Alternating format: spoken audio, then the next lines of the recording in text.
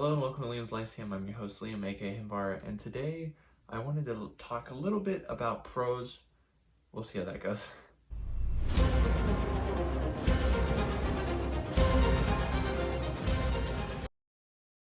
Okay, so I feel like this is probably going to be another rambly one because I have like 10 words on my notes and I just kind of want to talk about it. I kind of want to talk about just a few authors and like the feeling they go for and that they arrive at because of their prose, essentially. It was mostly going to start off with me talking about authors that have like archaic styles, and I think I'll probably just start there and then go from wherever that leads me. So bear with me. I normally like to have my videos planned out somewhat, but at the same time, some videos I don't feel like I can. Like, I don't feel like there's a lot for me to plan out because I don't know what I have to say exactly. And so that's one of these, and we'll just see what happens, I guess. So I mostly want to talk about like some authors that like, how do I say this? Okay, maybe I should preface with, I write some, I don't write a lot, but when I do write, I have a tendency to use a vocabulary that is not normal. And I've talked to a few people about this, and you know, some people say like, oh, you shouldn't write like that, and basically because people aren't going to like it. But then other people say, oh, you should write that like that because the people who like that are going to like it. And in my mind, I understand both of them. I like the second one kind of better because it's like, okay, well, if I want to write like that, then I want people to read it who like that, you know, type of thing. So I think of people like, I don't want to say it, I have an archaic style, but I like stuff like that, you know. So I can think of recently Frolic on the Amaranthine by Fulmer.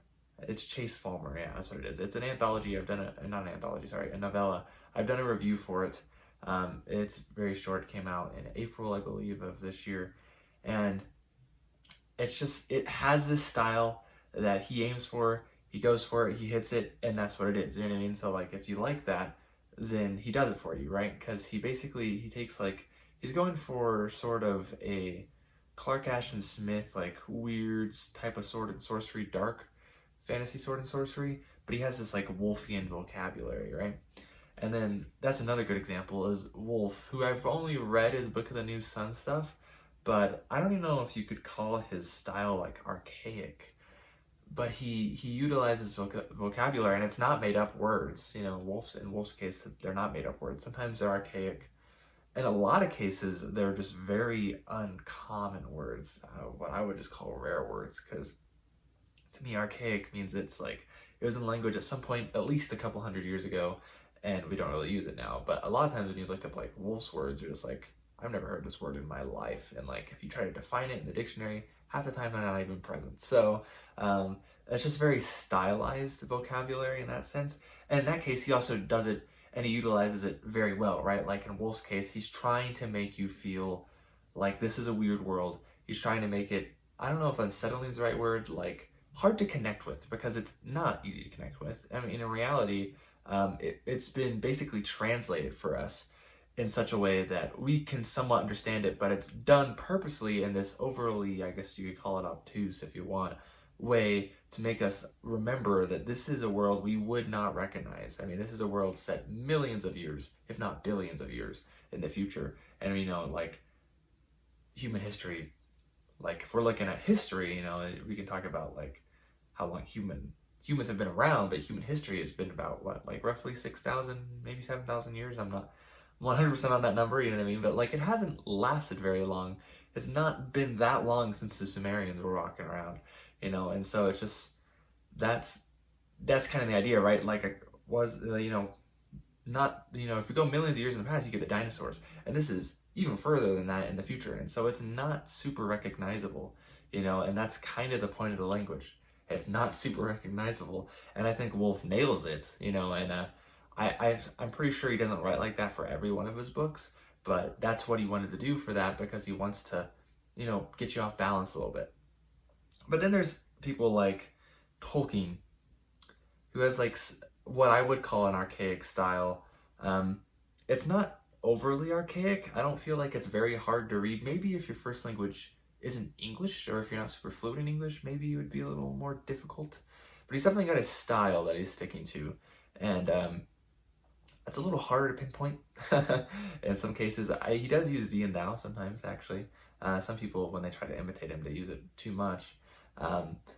And but I feel like in like Tolkien's sense, it kind of gives him some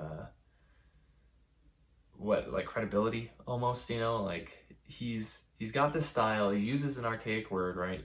Or even like, I don't, in some cases it's not even very archaic. You could just say it's dated. And I think in some ways that's archaic words here and there, but with like kind of a dated style. Raph, I think, would call this his mythical style.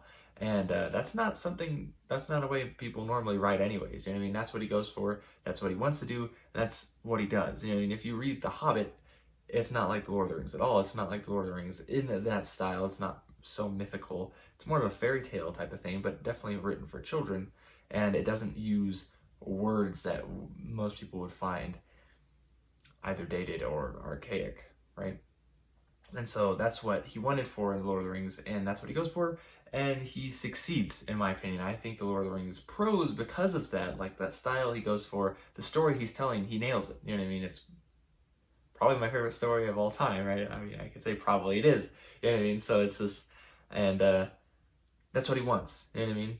But then you have someone like, that's even before The Hobbit came out, also writing fantasy, like Robert E. Howard, and his stuff is really easy to read. I think so. Now there's a different kind of like style he's going for, and but he's like kind of, how do I say this? Conan is very larger than life, you know, and so you kind of like get this, like, in my mind, you get like this over the shoulder like camera on Conan's life, right? He does use some words that you would not normally see.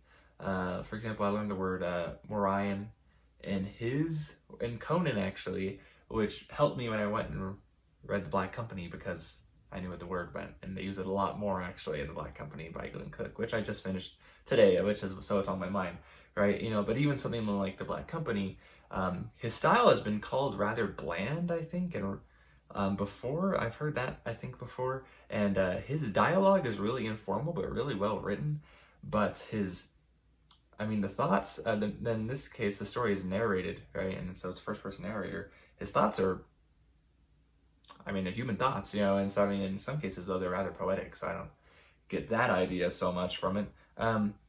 Speaking of, I think of someone, you know, when I think of prose, it's like what you're going for, it's like Zelazny is on the other spectrum. I've only read 2 books of his, but his prose is super easy to read.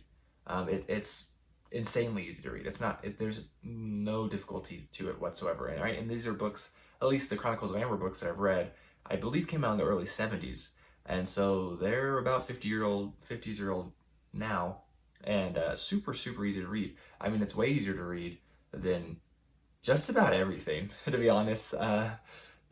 Way easy to read. It's like he was recording it like nonchalantly, and just it's written down, and that's what you're reading, you know. And so in that case, he even breaks the fourth wall, right? And that's what he's going for, because it's this world that's like somewhat fantasy, somehow science fiction somewhat, but it's also part of our world, right? Like the book starts in New York in the 1970s or 1960s maybe. So, you know, and so that's like kind of the opposite spectrum. It's like he uses his prose, he makes it really simple, it cuts to the chase. It's not like bland, it's not simple, you know what I mean? But he's not trying to do anything. Like Tolkien, in some cases, I feel like is trying to be part of this literary tradition, and that's not surprising, knowing what Tolkien did for his day job, right? And if you look at someone that I would argue probably did influence Tolkien a decent amount, would be like William Morris. He's a lot less popular these days, but if you read William Morris, he does this to the extreme compared to Tolkien. If you read William Morris, he's like trying to imitate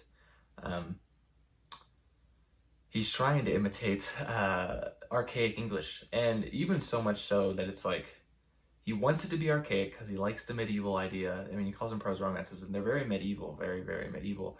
But even in some cases, this is tied in with the 19th century nationalism. He wants it to be very Germanic as well. I always think of the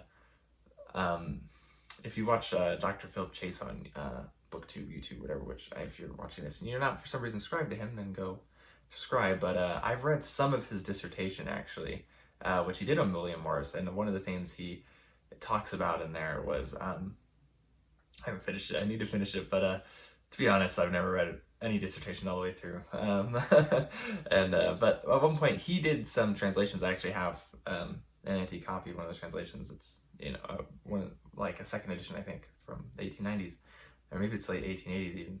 And he did it with someone else who basically did the translation, and he went through any kind of Morrised it up in a sense. Morris was not really known for his novels so much. I mean, he was mostly known for his socialism, I guess, and like his textile work and other things, his art movement stuff. But I digress. So, but even like he took a word like healed, which, as far as I'm aware, if I remember correctly, that's a Germanic word. That's like a hard, old and been in the language for a long time. I might be wrong. Maybe that's just, it sounds kind of like whole to me, and hail, which I know are, so, but maybe it's just a Latin cognate or something. And he takes it though and he replaces it with leached. The person got leached, right? And you're probably thinking he got some leeches stuck on him, and maybe that's what happened, but leech is just an old word for doctor. If you go to Old English, the doctor is a leech, right? Like leechcraft is just physician work, essentially, what a doctor would do, right? And so that's a really specific choice, and that's what he decided to go for, and he did it. And in my mind, it's fine. I mean, like I said, it is obviously part of this 19th century nationalism going on, especially in this case for English nationalism, because he was an English author. But that's interesting, right? I mean, I don't know. These are just rambly thoughts of mine, talking about specific authors. I don't read a lot of, at least lately, I don't read a lot of modern stuff, right? But even when you have modern stuff, still, if you're reading something grimdark, it might try to be edgy, right? Or badass or something. I think of like Red Sister, the only thing by Mark Lawrence I've read, and it's just like, it tries kind of hard to, be badass, right? To fit that, you know what I mean? Like, to be a little edgy. And I think it does an okay job with it, but that's obviously what it's trying to do. The only book I could think of actually that because I don't want to conflate all of this, especially the archaic stuff and the dated stuff, or what we would call dated, with like purple prose, which is not something I throw around ever.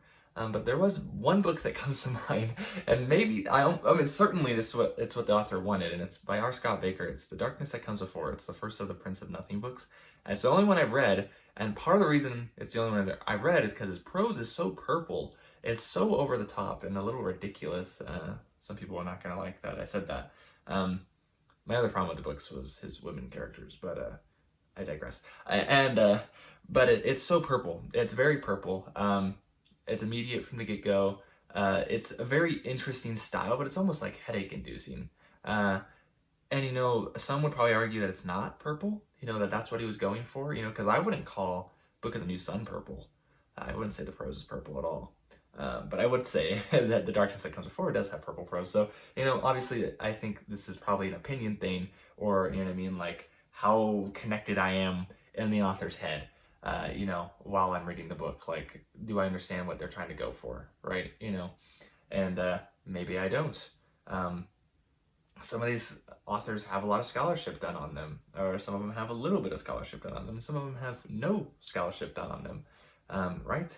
You know what I mean? So it's just like, I read a little bit of Erickson, right? And he's really thick to read, but he's not at the same time, because I've read 2 books by Erickson, and one is The Guardians of the Moon, which was really thick, wasn't purple. I didn't think he was trying to be obtuse or anything like that, but it's just like the style of it is rather thick and slow going, which doesn't say it's hard, it's because it's not hard, and at least I didn't feel like it was. But then I also read Blood Follows by him, which is one of the easiest things I've ever read, and it's super lighthearted, a little absurd, and he wrote it that way on purpose. You know what I mean? He wrote both of those that way on purpose, right? I mean, when you're writing as a writer, it's conscious choices you're making. You know what I mean? Maybe not so much in the rough draft state, but I mean, by the time it's getting published, it's definitely conscious how these things are written. When you read Elminster stuff, he uses thee and thou, and that's on purpose, because Elminster is 1,000 years old, and so that's just to show that he's old and he speaks a somewhat archaic form of the language, right?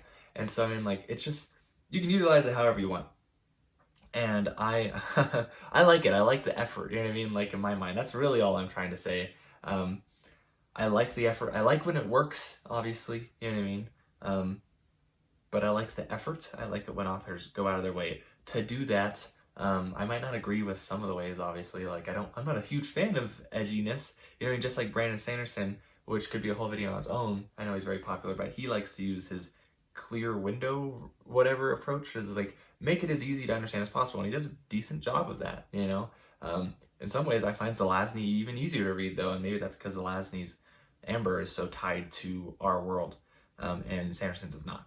All right, it's pure high fantasy, and so, anyways, those are my random ramblings on prose that I just have on the top of my head right now. See, I got a little more words in than the the 10 I had written down, so that's good. Hopefully you enjoyed this a little bit. Let me know some of your thoughts below. Let me know if I'm wrong on something. But like I said, this is just a mess. So if you want to talk more, just feel free to join on the Discord, and catch you later.